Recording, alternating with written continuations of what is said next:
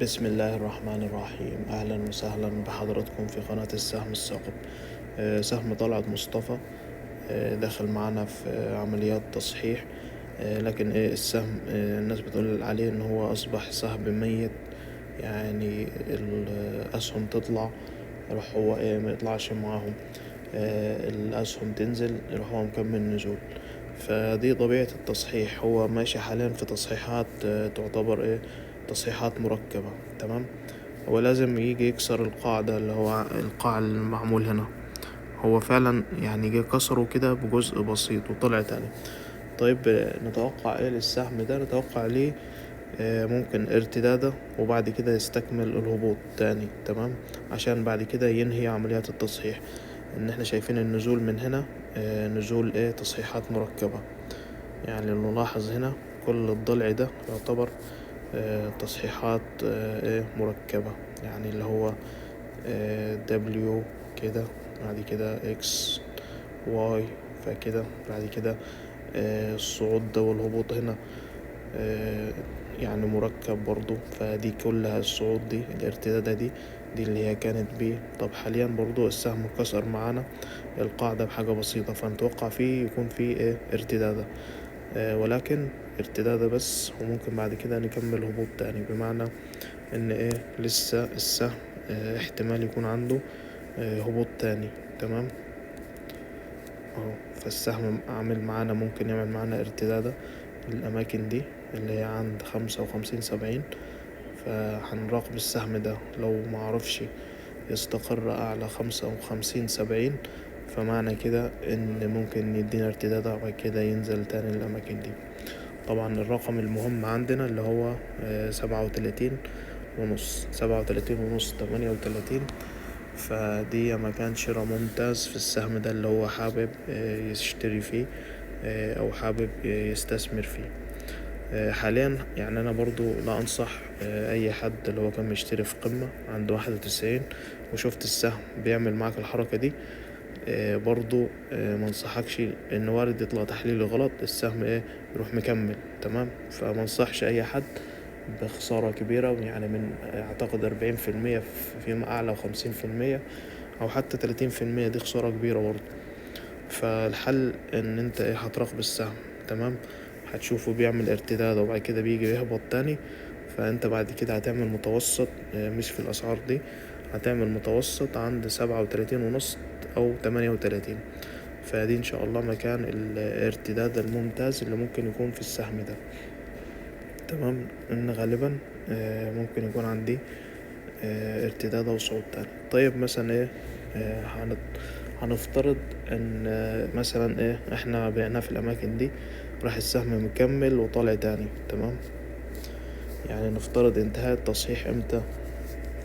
يعني نفترض انتهاء التصحيح لو السهم عمل معانا الشكل ده، يعني هو حاليا عند القاعدة. تمام. يبدأ بقى يصعد معانا كده كده كده كده كده. طيب عمل معانا في الحالة دي واحنا كنا بعناه طبعا في الأماكن دي مثلا وهو بيصعد، فهنستناه يهبط تاني الأماكن دي، وبعد كده هتشتري اللي انت بعته يعني بنفس الأسعار. في الحالة دي السهم خلاص يستكمل الصعود. تمام. غير كده غير كده لو الأماكن دي اللي هي يعني نحاول نظهر الرقم، لو معرفش يستقر أعلى الأماكن دي اللي هي كام، اللي هي عند 56. يعني لو عمل صعود ومعرفش يستقر أعلى 56 وبدأ يتراجع تاني، فنتوقع إن هو لسه هيستكمل الهبوط ويروح للرقم اللي احنا اتكلمنا عليه من شوية، وبعد كده ان شاء الله يعمل صعود تاني ويعمل قمة تاني. السهم كده كده صاعد على المدى الطويل وعلى فرمات كبيرة، في السهم صاعد وهيوصل لقمة تاني اللي هي عند 91، هيعمل قمة تانية. بس الصبر طبعا. وايه لو خسارة كبيرة فحرام انك تفعل خسارة فيه. الحل هتستنى اي هبوط تاني لو حصل هبوط، وبعد كده تعمل متوسط. او حصل صعود فهتستنى برضو مكان شراء، بعد كده تعمل متوسط. تمام. فزي ما توقعنا لكم مناطق ارتداد معظم اسهم البتروكيماويات، فان شاء الله السهم ده يعني ايه فرص الارتداد في الأماكن دي إن شاء الله هتكون هو المكان اللي احنا اتكلمنا عليه، وبعد كده يستكمل معاه. فخلي بالكم السهم يعني ايه طالع، يعني هو يعني شوف هو من كام من هنا عمل صعود من عند 7 جنيه. فحتى الآن يعني ايه السهم يعتبر يعني هو طبعا ايه متضخم، بس ايه هو نزل طبعا شوية، وصل ل90 جنيه، من 7 جنيه ل90 جنيه. في السهم تضخم يعني بأسعار عالية خالص، ممكن كام يعني 9 أضعاف 8 أضعاف سعره. فطبعا لازم يصحح، لازم ينزل النزول العنيف ده كله. فما تلوموش على السهم ان هو بينزل يعني الأسعار دي، لا الغلط ان انت اشتريته في الأسعار دي اصلا. يعني السهم تضخم، فكان لازم ان هو يحصل هبوط وتصحيح وجاني ارباح بالمنظر ده يتناسب مع الصعود الكبير اللي هو عمله. تمام. لكن على المدى الطويل فالسهم صاعد، والسهم كده كده هيعمل قمة تاني، ولكن ممكن يعني يغلس، وممكن يتأخر في الزمن شوية. تمام. وممكن ميصعدش من الأماكن دي، ممكن زي ما قلنا يعمل ارتدادة وبعد كده يهبط تاني للمكان اللي احنا اتكلمنا عليه من شوية، اللي هو عند 36.5 37 عند الأماكن دي. تمام. وده كان معانا سهم طلعت مصطفى. ده سهم النيل للأدوية، إن حد طلب السهم ده. برضو نفس الفكرة بتاعت طلعت مصطفى، إن السهم تضاعف أضعاف كتيرة، فلازم ينزل يصحح. تمام. يعني هنا احنا بنصحح الصعود اللي هو من عند 9 جنيه، وصلنا لحد كام 75. فبعد الصعود العنيف ده السهم لازم بينزل برضو تصحيح، ويكون تصحيح عنيف، نفس الفكرة بالظبط. طيب حاليا احنا هنعمل ايه في السهم؟ احنا كده اهو زي ما انتوا شايفين كده رسمين فيبوناتشي على على الصعود اللي هو بتاع رقم 3. فدي صعود رقم 3. تمام. فاحنا عاملين فيبوناتشي على التصحيحات بتاعتها اللي هي ممكن ترد معانا السهم. فعندنا نسبة 61 عند 34.5. تمام. نسبة 50، ودي السهم يعتبر قريب منها، عند 42.26. طب ايه العمل؟ السهم ممكن ينزل تاني، هو وارد ان هو يكون في نزول تاني، الله اعلم. وارد يرتد معانا من عند 50 فيبوناتشي اللي هي عند 42. فده كويس. كمان هتصادف معانا دعوم تاني اللي هي عند يعني دعوم تاني. دي دعوم طبعا 3 شهور، فدي ان شاء الله دي دعوم قوية. السهم لو نزل ليها ممكن يرتد منها عند 40 44. ممكن برضو يرتد معانا من هنا من عند 37. تمام. ففي حالة هبوط السهم يعني لو هو سهم كويس وقوي بتاع، ممكن تكون دي فرصة للشراء، ان كده كده السهم هيستهدف معانا قمة تانية. اما على ده على الاسبوعي، على ال3 شهور والاسبوعي. تمام. فالسهم يعني على الاسبوعي بدأ يعمل معانا اللي هو يعني قاع اعلى من قاع. تمام. وارد يكون برضو خلص تصحيح من هنا، يعني انا والله ان شاء الله يعني ممكن يكون خلصنا من هنا، والله وارد.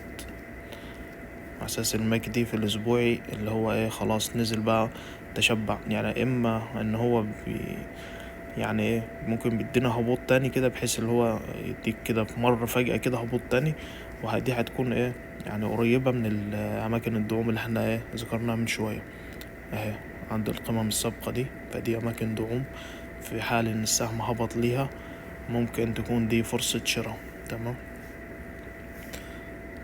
احنا هنا لو كنا كسرنا هنا كويس، بس مكسرناش هنا صح. هنا الدعم ده ما اتكسرش، فهو او اتكسر بجزء بسيط. فهو يعني حل من الاتنين، اما السهم خلاص هيبدأ يصعد من هنا، او في حالة ان هو كسرهن كده يعني بجزء بسيط جدا. هو الفكرة في التصحيح ان لازم بيجي يكسر القاع. تمام. فهو اكتفى ممكن بكسر القاع اللي هو بالحاجة البسيطة دي، فده احتمال وارد يعني. تمام. واحتمال التاني ان هو لسه عنده هبوط تاني في الاماكن دي. طب الحل الحل ان انت تصبر في السهم. انت كده كده لو كنت اشتريت في ارقام عالية، فيعني انت خلاص هتصبر. هتعمل ايه في حالة الهبوط تاني؟ ممكن تزود كميات تاني. تمام. ده على اليومي برضو. شوف اليومي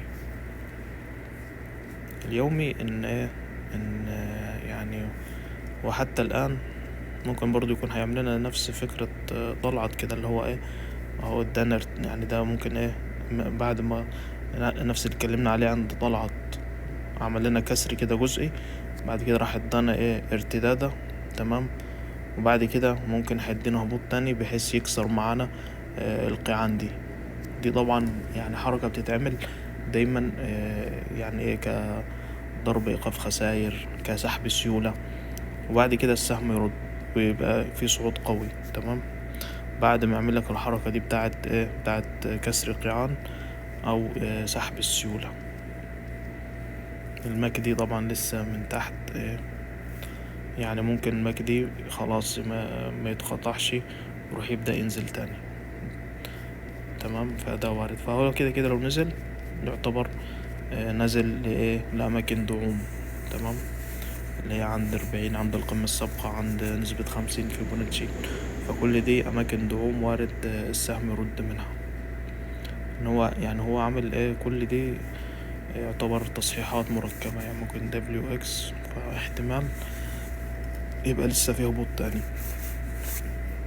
ده احتمال يعني ان هنا كل مكان عرضي، المكان العرضي ده ما بتبقاش فيه واضحة يعني الصعود والهبوط ما بتبقاش واضحة فيه، ما بتبقاش واضحة فيه يحصل دايما تداخل كده. شوف ان هنا مش شايفين اي حاجة، كل دي تداخلات، فدي بتبقى صعبة ان انت تتوقع يعني هو خلص. يعني لو كان كسر لنا القاعدة كده كسر كامل ونزل تحتيه شوية وبدأ يرد، كنا قلنا ان هو خلاص خلص تصحيح. لكن المكان العرضي ده كله ده اللي هو الهبوط ده والصوت، فدي موجات متداخلة كلها مع بعض، فانت او في الغالب بتبقى مش مفهومة، او بتبقى صعبة شوية انك تتوقع يعني ايه التحليل فيها او ايه اللي بيحصل فيها. تمام. وبرضو كده ممكن يعني ترسم ترند كده هابط، هتلاقي ان هو برضو لسه ما اخترقش الترند الهابط، فممكن برضو يروح يعمل لك كده يطلع شوية يجي لك عند الترند يروح نازل تاني اهو. في كل دي احتمالات، لكن احنا دايما يعني التحليلات دي بتبقى على المدى الطويل. احنا خلاص السهم ده ان شاء الله هو في اتجاه صاعد، اتجاه صاعد رئيسي، اما حاليا داخل في اتجاه هابط فرعي، فهيخلص الهبوط ده ويبدأ مثلا يجمع شوية وبعد كده يبدأ يستهدف معانا قمة تانية. تمام. فطبعا اللي شاير فيه في أسعار مرتفعة هتستنى اما هيخترق لك الترند كده ويبدأ يعمل صعود من الأماكن دي، أو هيبدأ ينزل الأول ويعمل كده هبوط فجأة وقوي وبعد كده يروح يبدأ يصعد تاني. تمام. فده سهم النيل للأدوية. وشكرا.